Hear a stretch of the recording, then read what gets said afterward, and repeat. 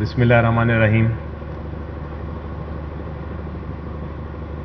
First of all, it is an honor to be amongst such distinguished speakers and addressing such an august and wonderful gathering. I would like to first of all honor the memory of Asma Jahangir. I would like to acknowledge that she has been a mentor and inspiration for me to join the political world. I was a lawyer till she instigated me that if you want to make a change, if you want to do anything that is right, if you believe that you want to say something beyond the drawing room talk, then join politics. And that's how my journey started. A number of things I owe to her, so my gratitude, and I'm very happy that her family, her two daughters and all her colleagues who were working with her is taking this forward. I once went to this small country, it's called Bhutan. It's a small country somewhere in the hills, and even the landing of the plane is very difficult because the plane has to reach a certain altitude, then do a very, very dangerous turn and land in a very small airstrip. It's a small country in Himalayas called Bhutan. I happened to go there for a conference. They have a king, but they also have a parliament. So the parliamentarians took me to their school, and to one of their school I saw a number of children studying there. मेरा ख्याल है class 4th या 5th के होंगे या maybe more, but they look very young to me. और वो कुछ पढ़ रहे थे, तो उनकी किताब उठा के मैंने जब देखी तो उसका जो पूरा सब्जेक्ट था वॉज अबाउट सिविल लिबर्टीज. और चैप्टर वन जो उसका था was about the rights of trees. They had fundamental rights of trees. Chapter 2 was about animals, rights of animals, and chapter 3 were the rights of the human beings. So that got me wondering कि हम लोग in Pakistan, we don't study civil liberties. It was not until I went to do my law degree कि मैंने Aristotle और Plato और Socrates के बारे में पढ़ा, their right to ask questions. And then I got inspired by one philosopher, Voltaire. And I got inspired by one of his quotes. I was studying law to make money, but that quote actually inspired me and got me thinking. And he is stated to have said about somebody जो he did not like, और उसकी किताब को बड़ा sensor किया जा रहा था.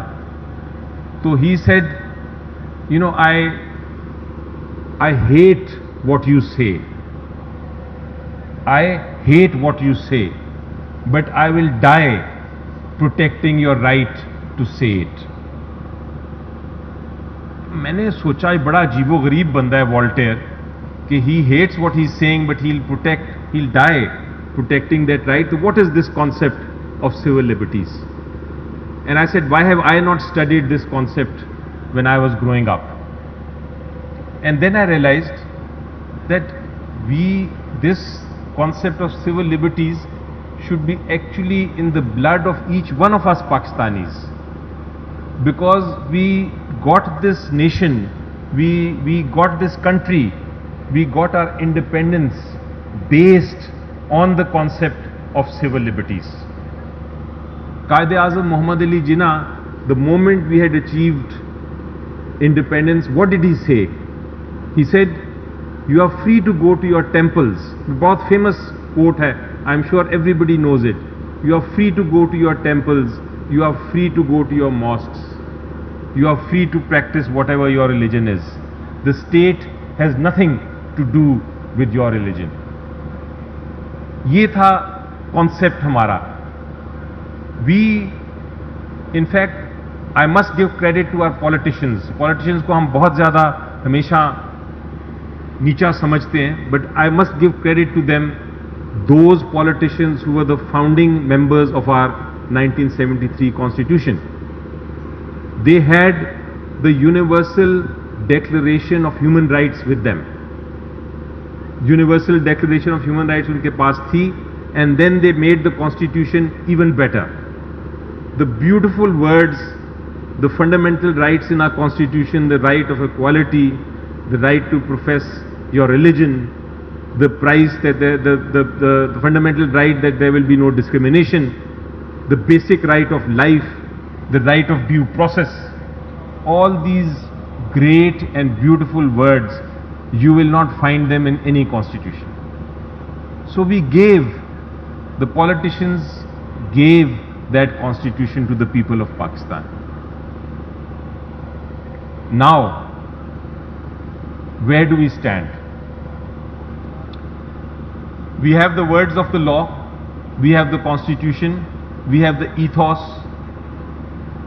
but do we find those civil liberties available to us? आज का टॉपिक इसलिए मैं I feel it is very very interesting.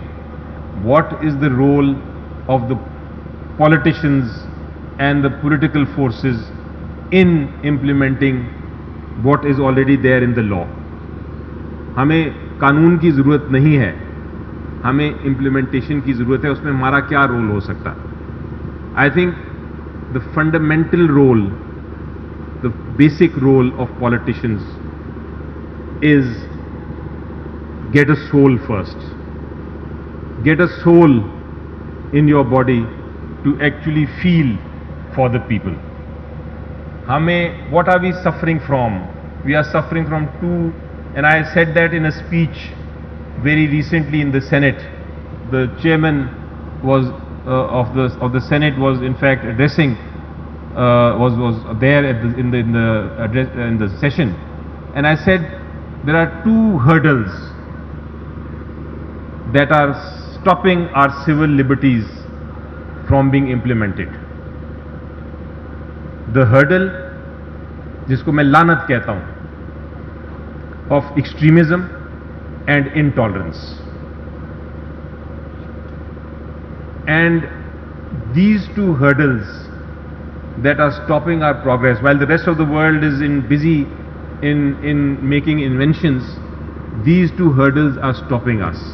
So, as a politician, I feel our first and primary responsibility is to tackle these two issues through education and through development.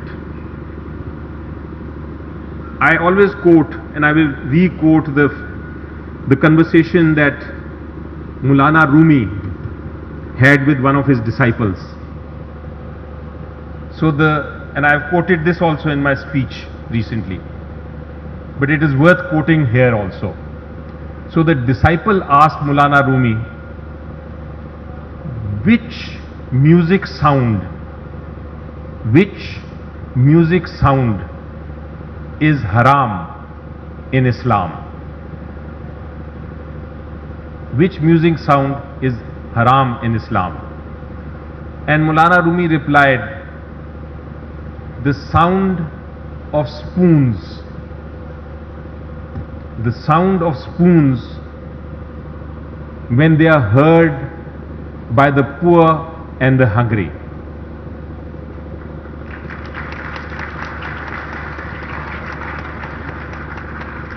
Civil liberties is something that cannot be achieved in its true form unless and until we get rid of, we have development in the country, and these liberties follow that. The more the country develops, it's a historical fact, the civil liberties, the people will safeguard. The people themselves will safeguard those liberties. So our responsibility as politicians, first of all, is to ensure that the country develops, and secondly, that we are educating people. Now, why have politicians so far failed to achieve this? That is important to learn. We have failed because if you look at our history, if you look at the history of the country, right from 1947, the politicians have been unable to live up to those expectations. They have been unable to fulfill their obligations. Quaid-e-Azam Muhammad Ali Jinnah, the moment 1947 came, Pakistan did not have a constitution. So he constituted a constituent assembly. और वो जो constituent assembly थी, the constituent assembly was supposed to make a constitution. It did not make a constitution for 10 years. वो क्यों नहीं की constitution बनाई? Because in effect, for those 10 years, they wanted to prolong their life. If they had made a constitution, then they would have been no longer part of the Constituent Assembly. They would not have enjoyed the privileges of being members of the Assembly. So they kept prolonging it. Then when they made the 1956 Constitution, this Constituent Assembly did not, a new Constituent Assembly came, they made the 56 Constitution, immediately infighting started between the politicians. Prime Minister upon Prime Minister came and they changed. And what happened then? Martial law came in. Fast forwarding it to 1977, we had a democratic government, politicians were there, but elections were rigged. Infighting took place, there were movements in the streets, martial law came in. And what happened then? The very people who were fighting for democracy joined the new government of Ziaul Haq. So the reputation of the politicians kept deteriorating over time. Then came an era of two political parties, very important political parties of Pakistan, People's Party and Nawaz Sharif League.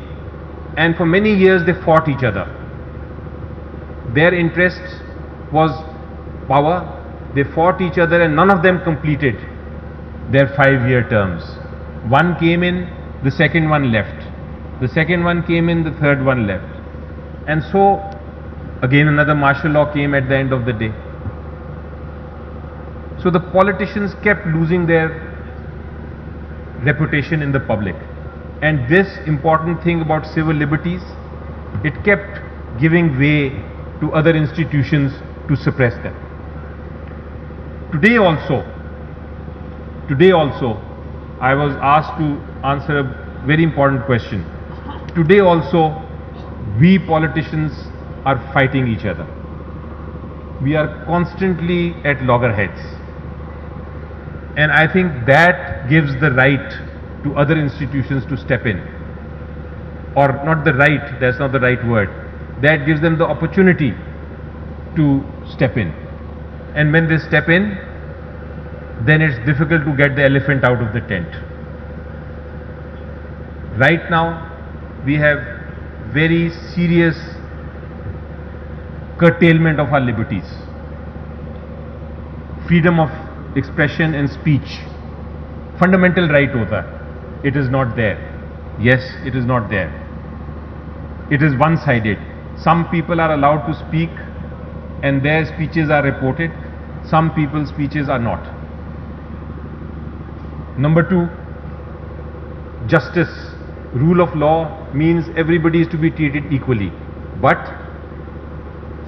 we have one-sided justice going on. Many of the political leadership of one political party is being victimized, while the others are not. I can go on and on about the civil liberties that are not there. Magar, the point is, why shouldn't we think openly? Why shouldn't politicians think that if today I am in power and somebody else is suffering, tomorrow that person may be in power and I will be suffering. Until and unless we come to realize that and we accept the fact that we actually have one agenda, अगर civil liberties की बात करते हैं तो agenda हर political party का common है. Every political party I believes in these fundamental rights.